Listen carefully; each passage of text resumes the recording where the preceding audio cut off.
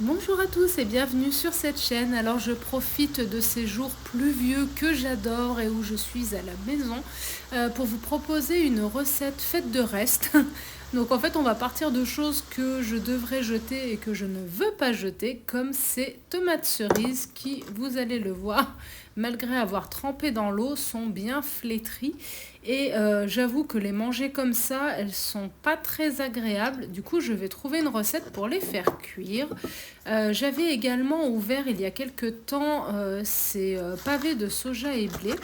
Alors je les ai bien aimés parce qu'ils sont assez épicés. Donc je me suis dit que ça pouvait servir plutôt que de le jeter. Et j'ai un fond de crème d'amande également à passer.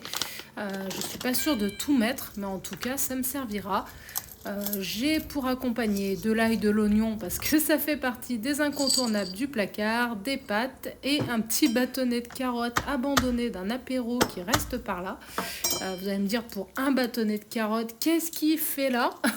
Eh ben, j'en ai aucune idée. En tout cas, j'ai pas envie de le jeter, donc il va finir avec tout le reste. Et comme vous l'avez sûrement vu quelque part dans le titre, je pense, on va partir sur une sauce riche en tomates et du coup un peu en légumes, avec carottes, ail, oignons, le pavé végétal.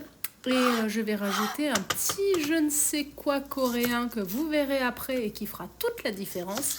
Et ça me permettra d'avoir un repas complet avec les féculents que voici et qui vont tremper. J'ai voulu utiliser la même poêle pour ne pas faire 50 000 fois la vaisselle parce que ça me gonfle. Et est-ce que ça vous le fait aussi quand vous épluchez des oignons et on essaye de ne pas oublier d'allumer le feu? Quand vous n'y arrivez pas, qu'il y a un moment où il y a un petit bout qui part comme ça d'un seul coup, c'est tellement agréable.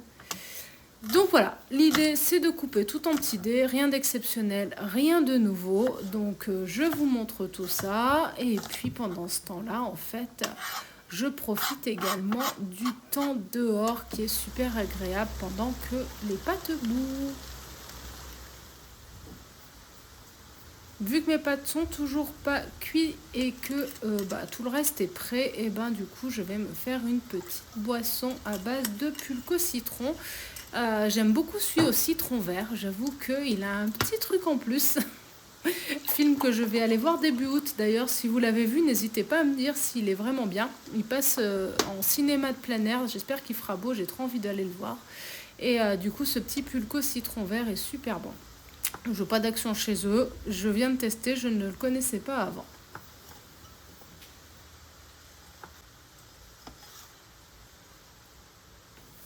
Alors comme mes plaques fonctionnent au taquet et qu'il est impossible de les régler, du coup je jongle entre les allumer et les éteindre. C'est pour ça que vous me voyez constamment jouer avec. Du coup j'ai laissé tremper mes pâtes dans l'eau très chaude pour qu'elles finissent de gonfler. Et comme ça au moins ça fera des économies d'électricité, on va dire ça. À défaut d'avoir des plaques qui fonctionnent correctement, on fait des économies. Voilà. J'avoue que ma poêle est dégueulasse, je m'en rends compte maintenant. Donc entre les résidus de pâte et le calcaire monumental qu'on a ici, ça fait un dépôt pas très ragoûtant, mais comestible. Voilà, donc au pire ça me fera du calcium pour les os. Donc je vais mettre un petit peu d'huile d'olive, je vais faire revenir tous mes légumes comme ça, tranquillou, histoire qu'ils cuisent, parce que personnellement j'aime bien les légumes bien cuits. Et pendant que ça dort, je vais donc couper mon pavé en petits morceaux. Alors là, je m'amuse à faire des dés à peu près réguliers, mais j'avoue qu'une fois cuit, en fait, ça va faire une espèce de gloubi-boulga qui ressemblera plus à rien. Je vous ai dit que j'étais une pro des recettes qui ressemblent à rien et qui sont pas très esthétiques, hein.